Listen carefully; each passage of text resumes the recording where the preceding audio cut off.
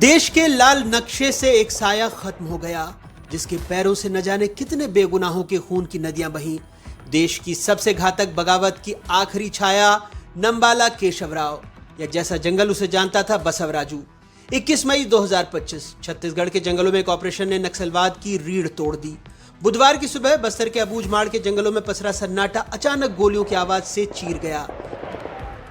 एक ऐसा जंगल जहां सूरज भी पूछ कर दस्तक देता है, एक ऐसा इलाका जहां जाना सिर्फ बहादुरी नहीं एक जुनून है। और उसी जंगल के सीने में छुपा था नक्सल आंदोलन का जनरल बसवराजू।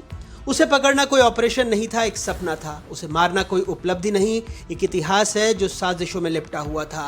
लेकिन वहीं मारा गया वो शख्स जिसे कभी जंगलों का जनरल कहा गया था, नंबाला केशवराव उर्फ बसवराजू। उसके साथ मारे गए 27 और नक्सली।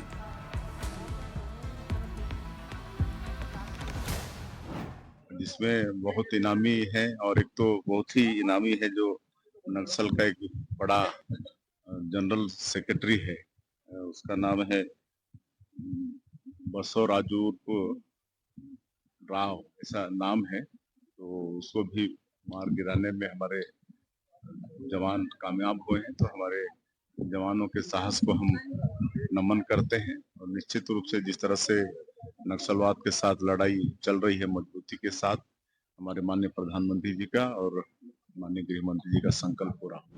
नक्सलियों को अब तक का सबसे बड़ा झटका देते हुए सुरक्षा बलों ने उसके टॉप कमांडर नंबाला केशवराव उर्फ बसवराजू को मार गिराया। उसके साथ टॉप 27 नक्सली भी मारे गए। जंगल का सबसे खौफनाक चेहरा अब शांत है।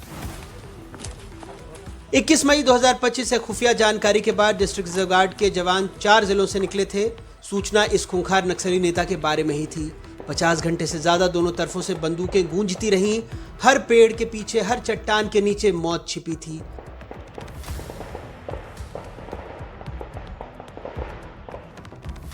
गोलियां थमी तो पता लगा जंगल का जनरल श्रीकाकुलम का बसवराजू, नक्सलियों का कमांडर, मारा गया। नक्सल आंदोलन की रीढ़ कहा जाने वाला माओवादी का महासचिव और पोलित ब्यूरो का सदस्य बसवराजू उर्फ गगन्ना इस कार्रवाई में ढेर किया गया है। इसकी गिनती माओवादियों में नंबर 1 के रूप में होती थी। ये बसवराजू उर्फ गगन्ना 3.25 करोड़ रुपए का इनामी था। इसमें छत्तीसगढ़ सरकार द्वारा 1 करोड़, गृह मंत्रालय भारत सरकार द्वारा 1 करोड़, NIA द्वारा 50 लाख, आंध्र प्रदेश सरकार द्वारा 25 लाख और उड़ीसा सरकार द्वारा 25 लाख का इनाम घोषित था। 3 दशकों में पहली बार हुआ कि जनरल सेक्रेटरी रैंक का कोई माओवादी न्यूट्रलाइज किया गया है। यह बहुत बड़ी सफलता है और इससे निश्चित रूप से नक्सलवाद को एक बड़ा झटका लगा है। नक्सलवाद का कमर टूटा है। छत्तीसगढ़ पुलिस और उसकी विशेष टीम DRG द्वारा अबूझमाड़ के क्षेत्र में जो पिछले 3-4 दिनों से जो ऑपरेशन चलाया गया, उसमें बहुत बड़ी सफलता के रूप में 27 माओवादियों को निष्क्रिय किया गया और माओवाद के जो शीर्षतम नेतृत्व बसवराजू को निष्क्रिय करने में भी हमारी टीम कामयाब हुई है। छत्तीसगढ़ पुलिस के लिए और माओवाद विरोधी आंदोलन अभियान के लिए ये सबसे बड़ा दिन है मेरे हिसाब से, क्योंकि जब शीर्ष नेतृत्व न्यूट्रलाइज हुआ है तो इसके बाद इस आंदोलन को बिखरने में कोई बहुत बड़ा वक्त नहीं लगना चाहिए। हमारे छत्तीसगढ़ पुलिस और बाकी संयुक्त सुरक्षा बलों द्वारा पिछले वर्षों से जो अभियान चल रहा है, उसको पूरी तरह से बहुत ज़्यादा मिलिटराइज करने में बसवराजू और अभी जिसको निष्क्रिय किया गया है उसकी भूमिका रही है। पूरे बस्तर के लिए, छत्तीसगढ़ के लिए और पूरे देश के लिए बहुत महत्वपूर्ण दिन है कि माओवाद का शीर्ष नेतृत्व समाप्त हुआ है और मुझे उम्मीद है कि बहुत जल्दी ही पूरे बस्तर और पूरे देश से माओवाद का अंत हो जाएगा। 10 जुलाई 1955 आंध्र प्रदेश के जीएनपेटा गांव में जन्मा Basavaraju regional engineering college Warangal जैसे प्रतिष्ठित संस्थान से प्रशिक्षित इंजीनियर था। साल 1979 में आरएसएस सदस्यों के साथ कैंपस में झड़प हुई। एक छात्र की मौत हो गई। बसवराजू गिरफ्तार हुआ। 1980 में जमानत पर छूटा और फिर अंडरग्राउंड हो गया। राष्ट्रीय स्तर पर वॉलीबॉल भी खेल चुका था। जंगलों में लैंडमाइन प्लांट करने, प्रेशर कुकर बम और आईईडी खुद बनाने की शुरुआत नक्सल संगठन में इसी ने की। माओवादी पार्टी की बागडोर संभालने के पहले यानी कि 2018 से पहले बसवराजू की संगठन में हैसियत नंबर 2 के नेता के तौर पर होती थी और उसके बाद जब से उसने संगठन का दायित्व संभाला तो पिछले लगभग 1.5 दशकों से बसवराजू के द्वारा दंडकारण्य में और अलग अलग स्थानों में हुए जो बड़े हमले हैं जिसमें जवानों की जान गई या उन पर जानलेवा जो हमले किए गए, उन सभी हमले जिसमें ताड़मेटला, झीरम जैसी घटनाएं या और भी जो बड़ी घटनाएं हैं उनमें उसका मास्टरमाइंड हमेशा से बसवराजू को ही माना जाता था। इसके साथ ही साथ पोलित ब्यूरो, सेंट्रल कमेटी के बीच जो और इनकी जो एक किताब थी आवाम ए जंग, इसके संपादकीय की जिम्मेदारी भी बसवराजू के ही जिम्मेदारी में थी। 1980 के दशक में पीपल्स वार ग्रुप से जुड़ने के बाद बसवराजू ने मुख्य सैन्य रणनीतिकार के रूप में अपनी पहचान बनाई। 1989 से 1990 के बीच उसने श्रीलंका में लिट्टे से विस्फोटकों और लैंडमाइंस की ट्रेनिंग ली, जिसके बाद उसने माओवादी कैडर को सिखाया और छत्तीसगढ़ समेत कई राज्यों में बड़े हमलों को अंजाम दिया।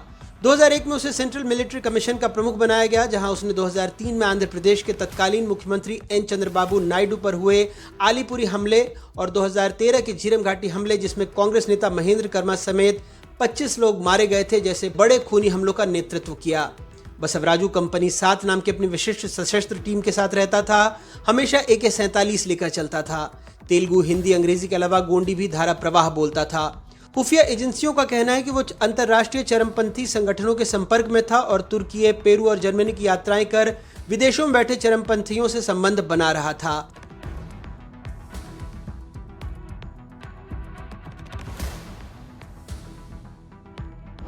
बसवराजू की पत्नी शारदा, जो खुद माओवाद कमांडर थीं, साल 2010 में आत्महत्या कर लीं।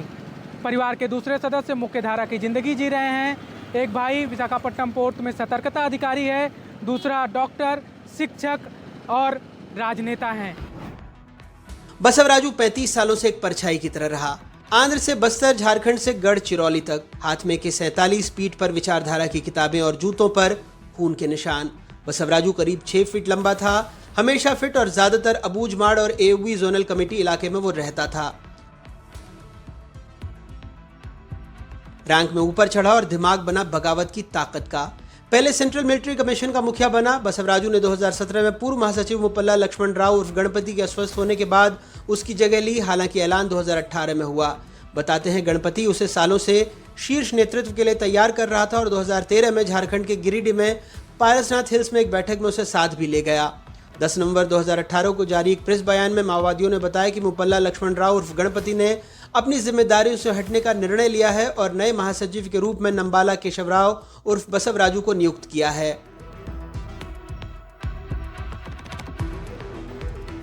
गणपति को पार्टी का वैचारिक और राजनीतिक दिमाग माना जाता था, एक हद तक व्यवहारिक भी, जिसने पीपल्स वॉर के संस्थापक कोंडापल्ली सीतारमैया के अधीन काम किया और 1992 में महासचिव बना।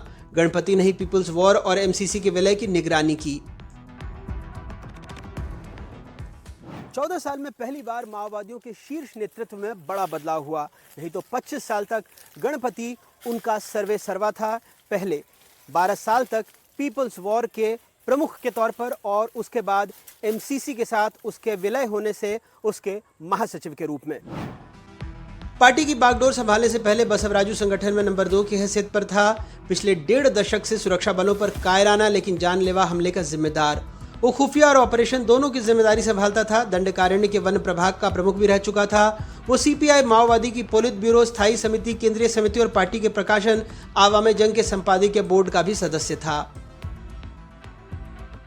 माओवाद को एक वैचारिक लड़ाई मानी जाती थी, लेकिन जब बसवराजू ने इसके कमांड को अपने हाथ में लिया तो उसके बाद से ये वैचारिक लड़ाई एक खूनी जंग में तब्दील हो गई। स्थिति ये हो गई थी कि जंगलों में केवल मौत ही मौत होने लगी, आम नागरिकों की मौत एक आम बात भी हो गई थी और साथ ही साथ लगातार लोगों की हत्याएं भी होने लगी। माओवादियों के वैचारिक इस नेतृत्व को जब बसवराजू ने अपने हाथ में लिया तो उसे एक अच्छा रणनीतिकार के साथ साथ एक अच्छा आईडी बम प्लांटर भी माना जाता था। और आलम ये था कि लातेहार में जब 2013 की घटना हुई जिसमें CRPF के एक जवान की मौत हुई तो इसकी क्रूरता इतनी ज़्यादा बढ़ गई थी कि उसने सीआरपीएफ के एक जवान के मृत पार्थिव शरीर पर भी आईडी बम प्लांट करने से गुरेज नहीं किया, जिससे कि दूसरे सुरक्षा बलों को भी नुकसान पहुंचाया जा सके। हाल के दिनों में ही ये उसकी प्लानिंग थी, जहां 2018 सुकमा आईडी हमले में माओवादियों ने सीआरपीएफ जवानों से भरे माइन प्रोटेक्टेड वाहन को निशाना बनाकर धमाका किया, जिसमें 9 जवान शहीद हो गए, 6 घायल हुए। 2019 में गढ़चिरौली लैंडमाइन विस्फोट, सड़क निर्माण स्थल पर वाहनों को जलाने के बाद पुलिस वाहन को निशाना बनाकर धमाका किया, 15 जवान शहीद हुए, एक ड्राइवर की मौत हो गई। 2021 सुकमा बीजापुर मुठभेड़, माओवादियों के खिलाफ ऑपरेशन के दौरान घात लगाकर हमला हुआ, 22 जवान शहीद हुए, 32 घायल। 2023 दंतेवाड़ा आईडी ब्लास्ट, ऑपरेशन से लौट रहे वाहन को आईडी से उड़ाया गया, 10 डीआरजी जवान शहीद हो गए, एक ड्राइवर मारा गया। 2025 बीजापुर आईडी हमला, माओवादी विरोधी ऑपरेशन से लौटते वक्त गाड़ी पर आईडी हमला हुआ, 8 डीआरजी जवान शहीद हो गए, एक ड्राइवर की मौत हो गई। इतने दिनों में कितने आदिवासी मारे गए बस्तर क्षेत्र में, कितने हमारे पार्टी के लीडर्स मारे गए। कांग्रेस के तो एक साथ बोला लीडरशिप ही समाप्त कर दिए। बीजेपी के हमारे कितने 100 से ज़्यादा लीडर मारे गए हैं। हमारे ऑफिसर्स, सुरक्षा बल के ऑफिसर्स मारे गए हैं। तो ये लोग कहाँ थे उस समय? उस समय क्यों नहीं सब बात आगे रखी? लेकिन अब जंगल लाल नहीं, खून से पसीज गया था। 18 महीने में सुरक्षा बल उनके गढ़ में घुसाए, एक गोली के साथ एक कदम। नतीजा, सबसे पहले 1 करोड़ का इनामी सीसीएम जयराम उर्फ चलपति मारा गया। उसके बाद 25 लाख के इनामी एससीएम दामोदर को भी सुरक्षा बलों ने मार गिराया। साल भर में दंडकार्य ने स्पेशल जोनल कमेटी के भी 5 सदस्य मारे गए, जिन पर 25 लाख का इनाम था। 2025 में बोटेर में हुए इस इनकाउंटर के अलावा 12 बड़े मुठभेड़ हुए, जिसमें 173 नक्सली मारे गए, जबकि 2024 में 10 बड़े इनकाउंटर में 163 नक्सली ढेर हुए थे। और अब बसवराजू खत्म।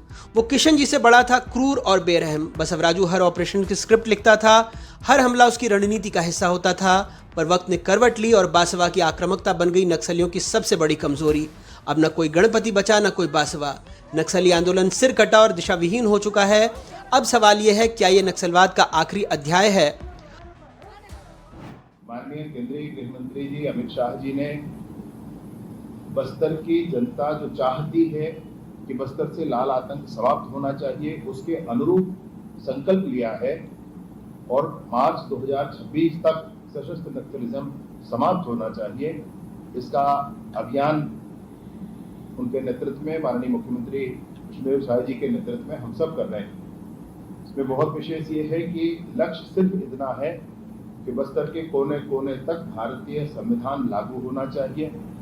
बस्तर के गांव-गांव तक विकास के मार्ग प्रशस्त होने चाहिए। बस्तर में लोगों को लगभग बंधक बनाकर रखा गया है। ये नक्सली बस्तर के आदिवासियों की हत्या करते हैं। इस बात का प्रमाण मणिकोंटा की वो घटना है जिसमें यात्री बस को आईडी से उड़ा दिया गया था। इस बात का प्रमाण एर्राबोर की वो घटना है जिसमें पूरी बस्ती को नक्सलियों ने आग से जला दिया था। बच्चे, 8 महीने के बच्चे भी उसमें जलकर मरे थे। सारे बस्तर के आदिवासी थे जिनको नक्सलियों ने मारा था। आपको करेगुट्टा की पहाड़ियां तो याद होंगी, वही पहाड़ियां जहां हमारे जवान 21 दिनों तक लड़े थे। रस्सियों से चढ़कर, चट्टानों के बीच से होकर उन्होंने माओवादियों के काले किले को तोड़ा था।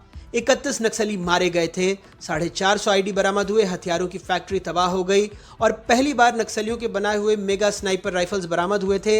हथियार नहीं, विचारधारा, और वो भी तबाह हो गई। कई महीनों से हमारे जवानों को इनपुट मिल रहे थे कि छत्तीसगढ़ और तेलंगाना की सीमा जो कर्रेगुटालू का पहाड़ी है उसमें नक्सलियों का जमावड़ा है और उसमें भी हमारे जवानों ने लंबे समय तक शौर्य का परिचय देकर वहाँ भी भारी सफलता हासिल की। मैं स्वयं कर्रेगुड़ा के पास वाले कैंप में गया था, गलगम में, और उन जवानों से मुलाकात की थी, उनसे वार्तालाप भी किया था और उन्होंने जो 21 दिनों तक ऑपरेशन किया और कैसे कैसे कठिनाई सहे वो सब उनसे वार्तालाप हुआ। तो इस तरह से हमारे जवान बड़े मुस्तैदी से नक्सलवाद के खिलाफ में लड़ रहे हैं। करेगुट्टा ऑपरेशन के बाद कुख्यात माओवादी कमांडर हिडमा बैकफुट पर चला गया है। करेगुट्टा की तबाही के बाद अबूझमाड़ माओवादियों के लिए एकमात्र आपूर्ति और पहुंच का मार्ग था और अब बसवा की मौत ने संगठन को इस हद तक पंगु कर दिया है कि इसका पुनर्जीवन संभव नहीं दिखता।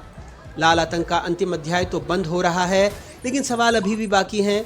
एक बीटेक इंजीनियर को बंदूक तक क्या लेकर गया और क्या जंगल की इस खामोशी में कोई और साया उठेगा? दो नाम सामने हैं। 69 साल का वेणुगोपाल उर्फ सोनू जो रणनीतिकार और विचारक है, और 60 साल का थिप्परी तिरुपति जो बसवराजू की तरह फिलहाल नक्सलियों की सेंट्रल मिलिट्री कमीशन का सर्वे सर्वा है।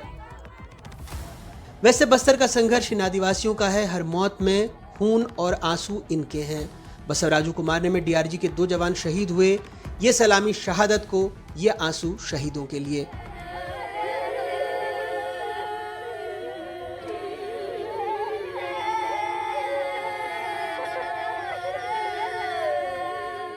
बसवराजू की मौत के बाद माओवादी संगठन अब दिशाहीन है। बस्तर में उनका सबसे बड़ा कमांडर हिडमा करेगुट्टा के बाद भागा हुआ है। गणपति बूढ़ा और बीमार है।